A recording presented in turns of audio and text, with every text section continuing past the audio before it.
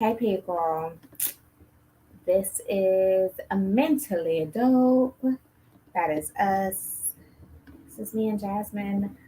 I'm Charmaine. This is Jasmine. We are trying something semi-new to see if we can start going live with some of our videos. We would love for you guys to be able to tune in while we're going live and talk to us so we can talk back in real life.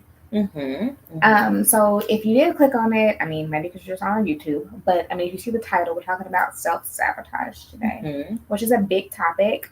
And we want to jump all the way into it. Like, how do we define it? What does it look like? How most of us do it? I mean, I don't know. Speaking for myself, I know that I self-sabotage. How do we do it? What does it look like? What does it look like in different communities? And how do we potentially overcome self-sabotage? Overcome right there. Over that mountain. So if you're new here, we're two licensed therapists. Okay, we talk about everything at the intersection of mental health and Black culture. And before we even get into the definition, is there anybody for you that represents self-sabotage, like real or fictional, that you're just like, this person embodies what I think of when I think of self-sabotage? Myself. No, I'm like, but I'm being for real. When I first started a relatable person, people might know. I can tell you mine. Okay, mine is Joan Clayton. Oh, I feel like she, in my mind, when I think about self-sabotage, I think about Joan Clayton. Yes, I can definitely see that with relationships and in friends. I was actually thinking about Issa Rae. Oh, that's a good one. When in Insecure, that was definitely my thought when you mentioned that, of someone who self-sabotages. I think that for both of them, with Issa, it was definitely her anxiousness that would cause her to self-sabotage in different situations. Yep. And then with Joan, it was like the fear of not finding the man, because that was like season 1 through forever, about her not finding the man, or then getting the man and then losing the man. So now I'm going to do something to self-sabotage and then prove to myself that this is not. Yeah, absolutely. So there have been a lot of characters over the years, but I feel like those are two. And anxiety is a good way to say somebody who's self-sabotaging. They often have anxiety or they struggle with anxiety. But I think my definition for self-sabotage is like anything that you're working towards or going towards, the things that you are doing or not doing to get there. Right? Yes. Like the barriers that hold you back from doing the thing you really want to do or being the person you really want to be. That is self-sabotage. Yeah. So like, to me, it's like literally like my goal and my behavior do not always align. And so that's literally what self-sabotage is. I'm saying that I want this. I'm saying that I want this to happen. And then like what I'm doing is not aligning with that. And it's usually internal, right? It's like based on how you feel about yourself, what you believe about yourself, all that jazz. And so for a lot of people, the inside is coming out, and they can't always see it. It's not always visible.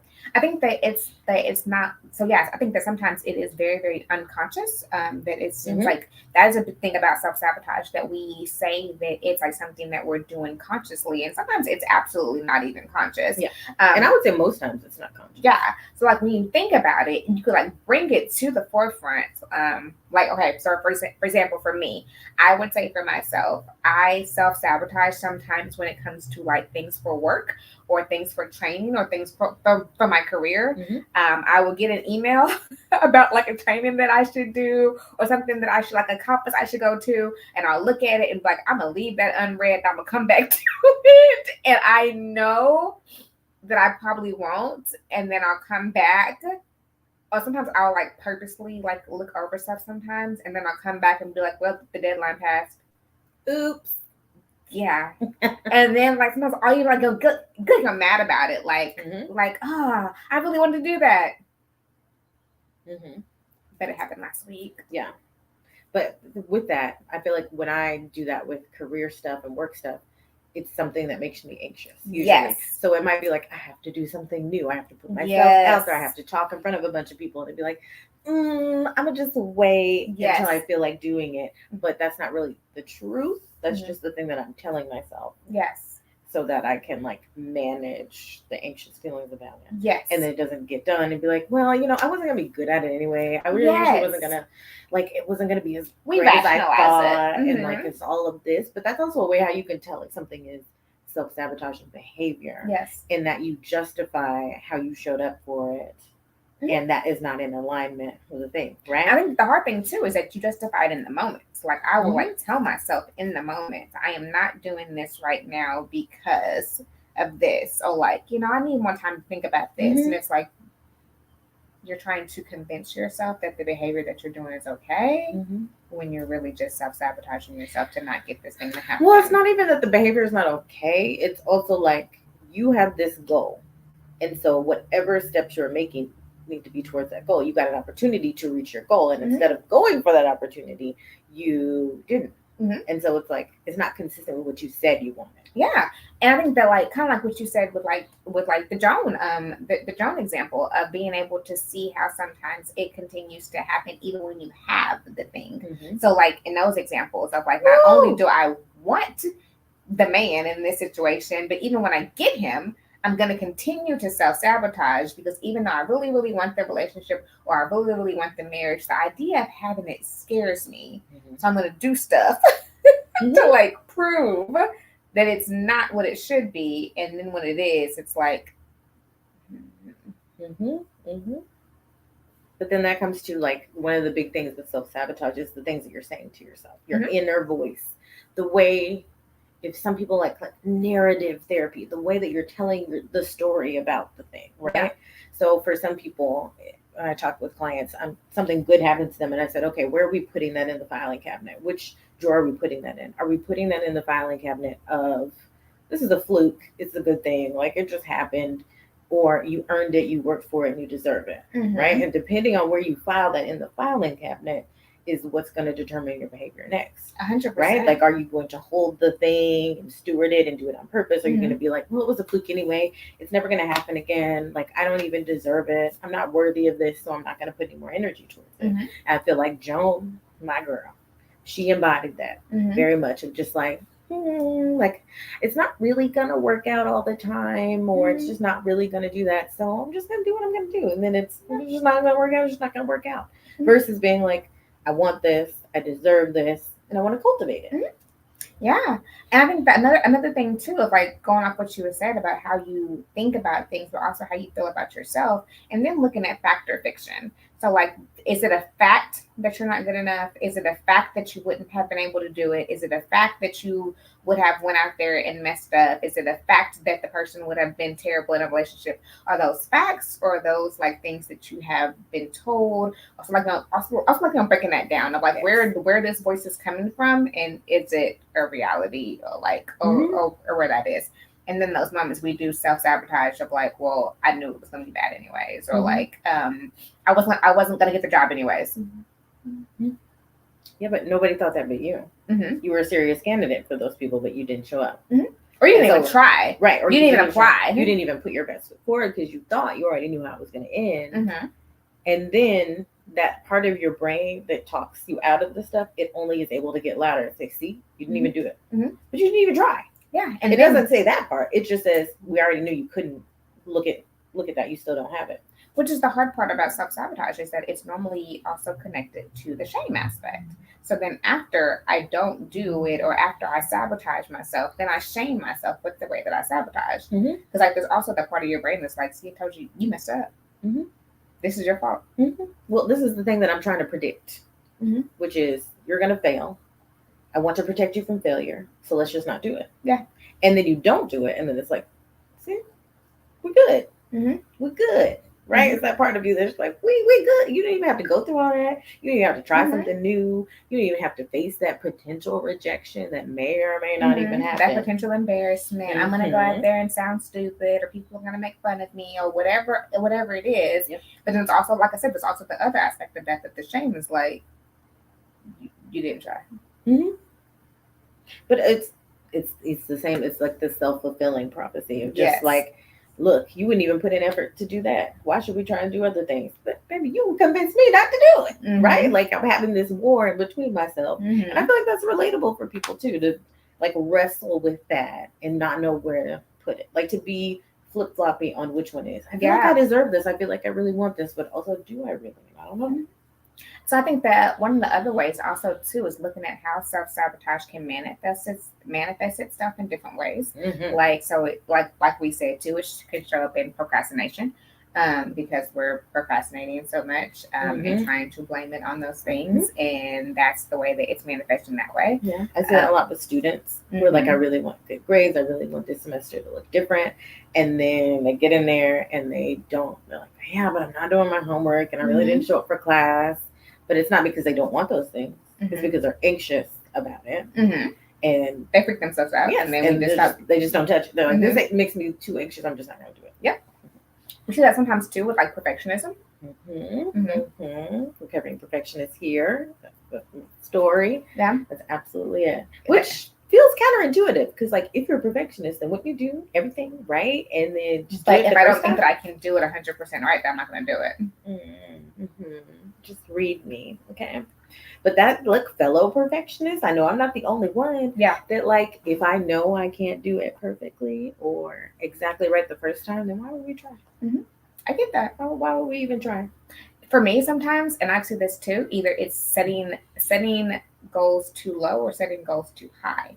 So setting the goal like way too high because you know that you're not going to meet it on purpose, and then you can prove to yourself. Yep. I see that a lot of times with clients or supervisees and things like that. You talk about where they're like set a goal for themselves, and I'm like, is that like a realistic goal that you're gonna set for yourself? That I should be able to do all of this and all of this and all of this, and I'm like, in a day? Yeah, like that's what we're doing in the same 24 hours. Like that's what's happening here. It's not realistic. Yes, but it's also self-sabotage because we know that we're not going to meet it. Yeah. Or you set the goals way too low, and I say something like, oh well. I'll like pick up this piece of paper that for the day. Like it's like you set a really low goal. Yeah, but it's all based on the belief that like it's not going to get done anyway. It's not gonna, if it does get done, it's not going to get done well. Yeah, like all of that whole thing is stacked up against you, and then it comes out. It spills out into your choices. I think that kind of like what you were saying too, that self-sabotage can also turn into projection, because it also like can create this projection. When you project your beliefs off on someone else. So self-sabotaging can also say that you're creating a set of beliefs for yourself. And then if I project that off on somebody else. So let's just say that I have set goals too low of saying, okay, I'm going to see 2 clients a week. And then my therapist friend over here says, well, I'm going to see 10. Something's wrong with you. Why would you even do that to yourself? I want to project. But you say it to me. Yes. Like, there's no way. Like, I can't believe that. Now I'm like, I want to project off on you that you shouldn't be doing the thing that I'm scared to do myself. Right. And then it's like, oh my gosh, Charmaine's so judgmental. It's such a problem. But it's really like, Charmaine is very hard on herself. Or you could also like embody that and be like, wait, is she right? Am I doing too much? Because now I've told you my self-sabotaging things, and I want you to feel the same thing, so I want you to see me.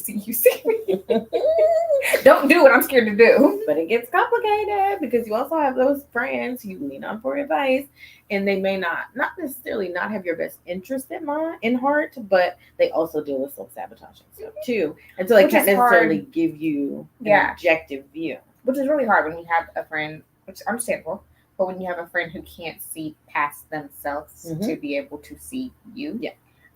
Which happens a lot. I don't know about anybody else, but I've been in those situations before where you try to do something or achieve something where the people in your life have either not did or that they're scared of, and they're like, yeah, you shouldn't do that. Oh, that's terrible. That's not going to work. Or you really should count your blessings and not strive for anything bigger because you're really lucky to have what you have. Yeah. I feel like somebody, just let me know if somebody said that to you before, but like they can't see anything above where you're at, and they even think like you barely deserve what you have. Those are probably not the people to encourage you out of your self-sabotage, right? You need someone who has a greater vision. Yeah, which is hard. And I tell Jasmine that sometimes because I feel like that even though Jasmine gets scared of doing things, Jasmine will push me and tell me that I can do anything, people. And sometimes it's like, you can do anything. Come on, smoke the bear. Only you can prevent forest fires. But like it'll be those moments where I tell Jasmine something, she's like, "You can do more than that." And I'm like, okay. I'm not the friend to go to somebody to talk you out of something. But that is the hard part of like how this looks in relationships. I've definitely been in situations before where I'm like, "Hey, I want to do a podcast," and people are like, "What?" Mm-hmm. It's really saturated right now. I don't think you're gonna. That may not be for you. I'm not sure that like being on camera is your thing. Mm-hmm. Okay. Yeah. Interesting. So it is interesting. so we're saying like how this can look in our relationships, like what this looks like for us in relationships, how we can show up with us and with other people. Can I say overfunctioning is also a big thing? And so when I mean overfunctioning, I mean when you're in relationships, and it's really like those of us that struggle with codependence, overfunctioning is the thing that pops up of like, you're going to do this. Okay, well, let me do it for you. Or like, let me go ahead and do something out of the way or be responsible for things that are not my responsibility. And I feel like that is a very Joan Clayton thing. Like I said, you're gonna stay on Joan today. That was not even the topic today, y'all. Way. But it was okay. We're gonna stay on Joan. I feel some type of way about Joan, but I feel like there's different ways to overfunction. Yeah. Like I always say, when you water a plant, you can underwater a plant and you can overwater a plant. Joan was the overwater. She put everything she had. But like we said, that is an overwater out of fear. We see this with people. I'm sure that y'all have some in your lives. I know I do, with people in our lives who are just like, I'm going to do everything. Let me handle that. Let me do this. Let me do that. And it's out of the fear of like, either you're not going to need me, or like, I need to feel the value. Absolutely. I need to do all these things. It's fear-based. And then which is also like self-sabotaging, because if any of these things go wrong, like the relationship is like, I'm scared. I'm so scared of losing you. I'm going to do 100%. Like, I'm going to do more than what I should be doing to keep you. But that's the motivation. Yes. And I'm not necessarily talking about the motivation though, but that is the underlying thing. But the thing is, if you put your whole identity and worth and value into this thing, like sometimes Joan did in her relationships, and we can do in our own thing, we can do it in work, we can do it in a whole bunch in our kids, all of these things, that is self-sabotaging, because you can't see yourself out of that. So if that thing fails, or if that thing goes through hard times, when it crashes, you're going to also crash. Yeah, 100%. Versus you having like a diverse basket of different things, and you get your worth from the internal stuff. When something fails, it just fails. It's not a reflection of you, right? Yeah. You can't like not function, and you have to like rebuild your life. It's just a part of your life. Yeah. And so you can underwater and you can dry it out, but you can overwater and drown that thing. Also have self-sabotaging be living. What about in like romantic relationships? I think it's the same thing. They're kind of like the same thing of like, for one, I was reading about this morning about like not trusting your partner because of like, which could also happen because of like past hurts or things of that nature. I don't trust you, or I'm scared that you're going to do something to hurt me. So I'm going to continue to like look for ways to sabotage this. I'm going to look for ways to blame you for stuff. I'm going to look for ways to show up in this different ways. I'm going to keep looking for the aha moments until I push you away enough to prove to myself that this was not what I was already scared for it not to be. And that could be like blaming people, being like jealous or paranoid that people are doing stuff. That also could be never actually, and this is what I think is underwatering, never actually being fully present in a relationship. Yeah. You know, those people who like get in a relationship and then they gonna keep the apps though. And they're gonna keep scrolling the apps just to make sure they have a backup just in case it doesn't work. That part too, about or they like, always keep somebody. They be like, you always have somebody. Yeah. Or like the whole like, I don't want to share this or broadcast this because I'm scared. That because I'm scared for that to happen. I'm so serious. People like don't like. People are very superstitious of like, if I put it on Facebook, if I put it on Instagram, then he will start crazy. It's not gonna work out. Versus or everybody's gonna know and it's gonna be a thing. Yeah. But there's the vulnerability in that, and the vulnerability takes the risk of those, and we're not quite sure about like taking that fully risk. Yeah. Or like you said too about like not fully being there. It's also not fully being there vulnerably. Like you have to have people that you have like you've seen who have like dated for a long time and they do not know that person.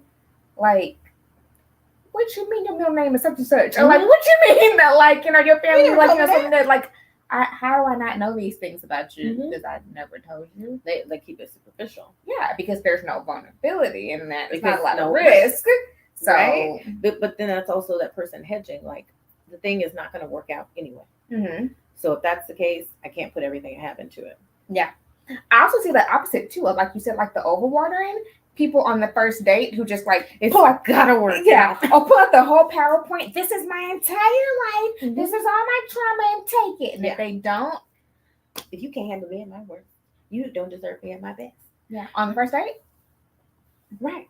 And I'm not saying that thought is not true. Yes, you need somebody with you thick and thin, but you self-sabotage because you went in there swinging, knowing that was going to push them away. Yeah. And you didn't want to be the one rejected. You wanted to do the rejecting. yes, or you pinpointed something Ooh. that had nothing. Y'all are having your first date, and this man's eating steak, and you're like, so I can't be with no man who just Mhm. who was like, no, eats. What? And let me talk to the younger generation, because what they call it is the ick, right? But what if it's you get the ick with everything, like every little Because thing you're self-sabotaging and because you don't want to. If that is happening with you, though, yeah, I feel like you need to go and reflect and be like, is this a deal breaker? Or am I just scared?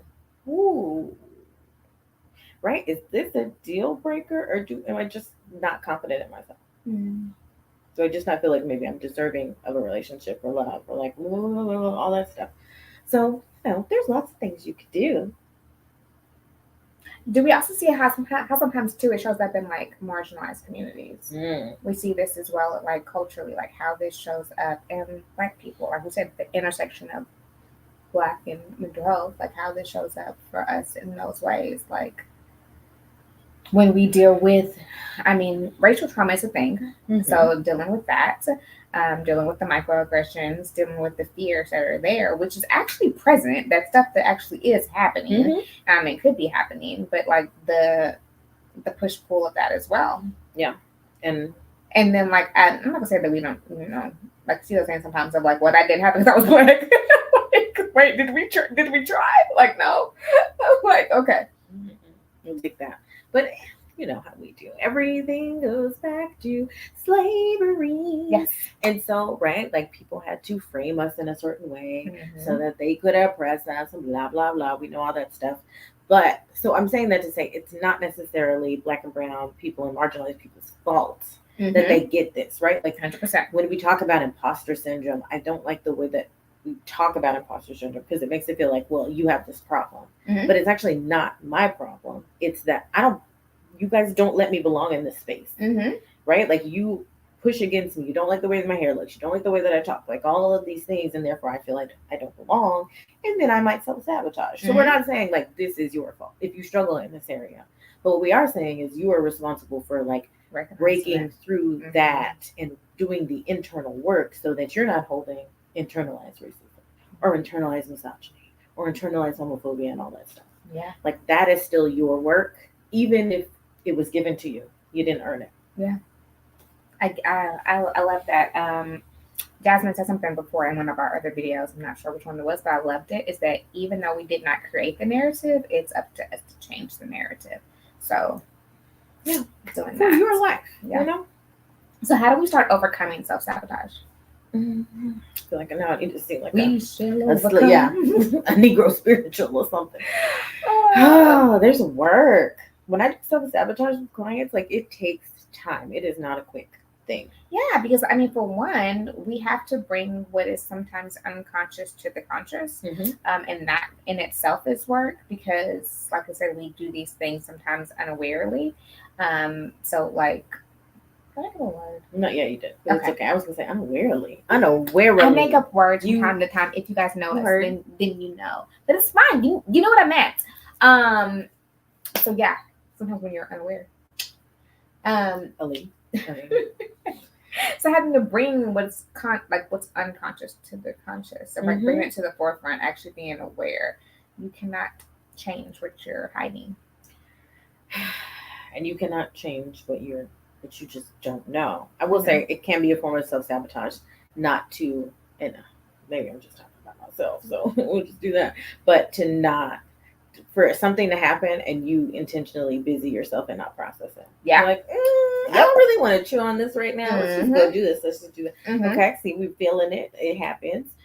But I but also say something that is really helpful is, I know friends are hard to find, but get you some friends and allow yourself to let them tell you the truth about yourself. But also be able to have a level of not being defensive, but being able to figure out who you're listening to and why you're not listening to them.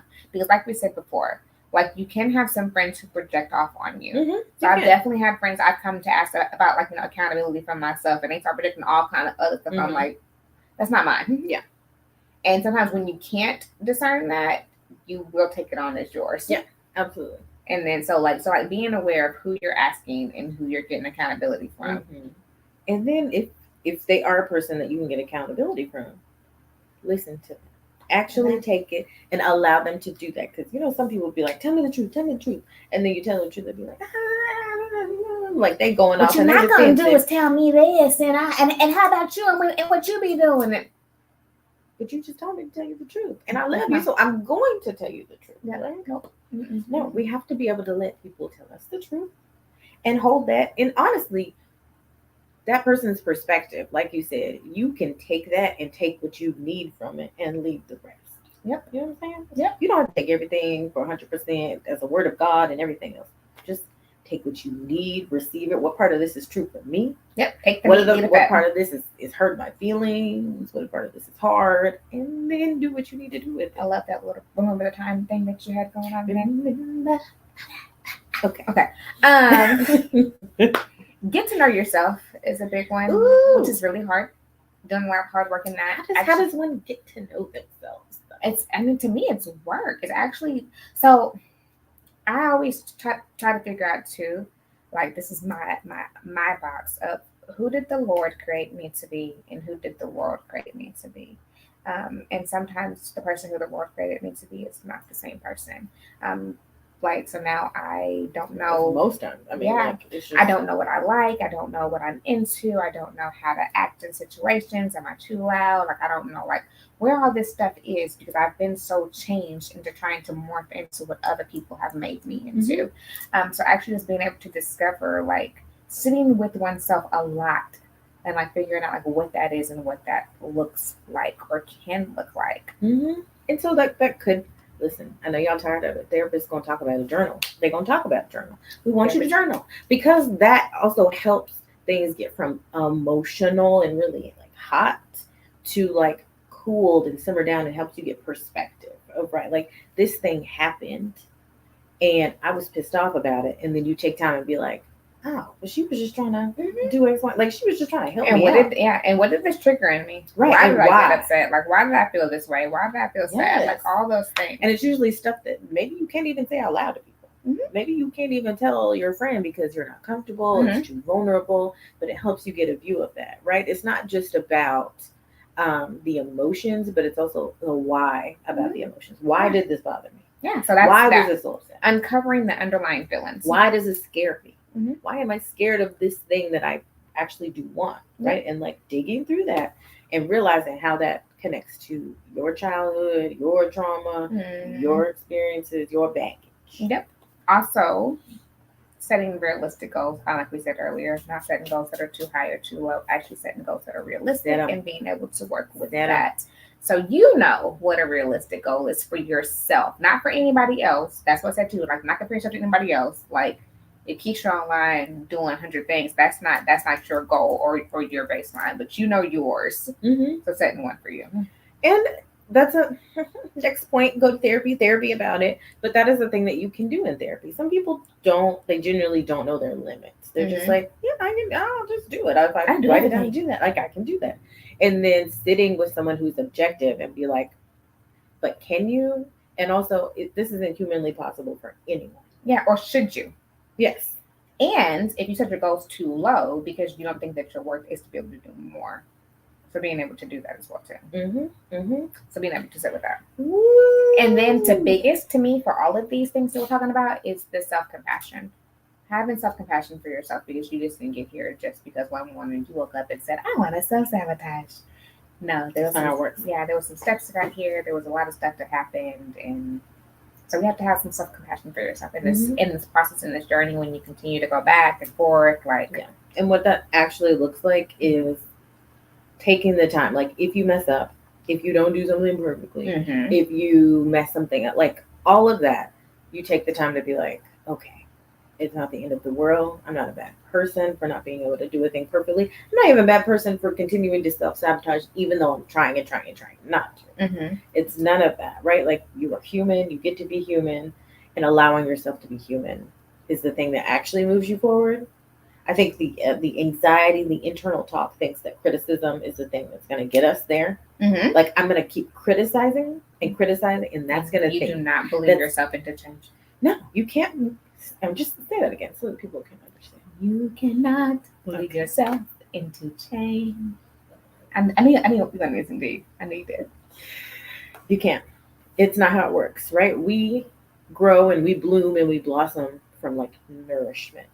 And nurturing. Compassionate love. Yes, all of that good stuff. And so the issue, the reason why you're probably self-sabotaging, the reason why we do is because we're lacking that compassion for ourselves. Right? And so in order to do that, we got to do the opposite, which is probably going to feel weird. It's going to feel new. It's going to feel like a thing you've not done before. Right? Because you're used to the criticism. But like, we gotta move forward and be gentle. If you've been trying and you can't do it, it's because there's something wrong. Not because there's something wrong with you, but is there something you don't know yet? Yeah, and there's some gap that you haven't filled yet. That's all. That's it. It can be just that. You don't have to be like an awful, bad, lazy, terrible person. Agreed. Like that. And I got another one. I would say draw boundaries around people who reinforce the self-sabotage in you. Oh, yes. Because notice I didn't say cut them off cold turkey, because what if it's your family? What if it's your mom? What if it's your friend? Like, and like we said, sometimes you have friends who may be projecting things off on you and they don't even realize it. So it's not even like they're like bad people. There's identification of like, I can't go to her or him or I can't talk to so-and-so about this. Yes, about this, because I know that they're gonna have this perspective and it's not what I need. Yeah, they're not gonna get it. Yes. Right? Like, I can go all day. But essentially, draw boundaries around it. Limit the time you talk about a thing, limit the time maybe you're with them, limit the time that you receive feedback from them on certain things. Like, that's all. So you can do that and not cut somebody off. 100%. Right. So this is always a little sticky. It's always a little complicated. I feel like. Yeah, it's a lot. But we love talking about self-sabotage. Hopefully you guys have much more questions about it, things that we can continue to discuss. What's there a book that you read there? There is. If you haven't read the book, it's a good thing to like roll over. I think she also has a workbook, but The Mountain is You. The Mountain is You. A Mountain is You. The Mountain is You, I think is what the book's called. But and I'll put it in like the links in there, but I think it's Brianna Pastor. But it's a really good, it talks about how to overcome self-sabotage and overcome these things that get in the way of the things that you want. So it's a really good place to start if you're like really new with this journey. Again, you can always therapy about it. It's a great way to do it, because all of these are blind spots for people. Like, you can't see it because that's the way that we work. And so we need some extra eyes. And what do you want people to comment and say? How do they recognize self-sabotage in themselves? And is there a movie character or show character that you're like, they definitely self-sabotaged? Like, if you don't want to talk about yourself, talk about somebody else, and like put it in the comments for us to be like, yep, they did. So yeah, that's it, y'all. So as usual, we need you to stay next week. Go. Please. Like, subscribe. Let us know if you like this way for us to show up. So take care of yourself. Right. Bye.